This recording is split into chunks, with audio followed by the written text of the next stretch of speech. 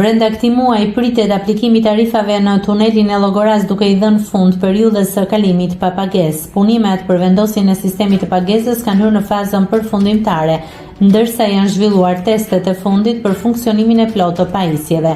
Kamerat e sigurisë, sistemet elektronike të kontrollit dhe infrastruktura mbështetëse po verifikohen për të garantuar një proces të rregullt në momentin e nisjes së tarifimit. Pagesa do të nisë nga 1.000 lekë për motocikletat dhe maksimumi do të jetë 5.000 lekë për mjetet e tonazhit të rënd. Për autoveturat, tarifa e kalimit do të jetë 2.500 lekë ose 5.000 lekë vajtje-ardhje.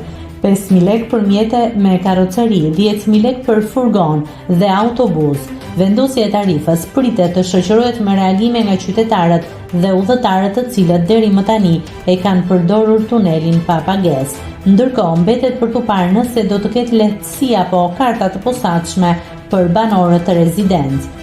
Për shkeljet me tenderin e ndërtimit të tunelit të Llogoras, SPAK ka marrë të pandehur ish zëvendës kryeministren Belinda Balluku bashkë me ish kreun e ARSH-s Gentian Gjyli dhe Eralde Lezi, ish drejtori i Drejtorisë së Planifikimit Strategjik dhe Operacioneve.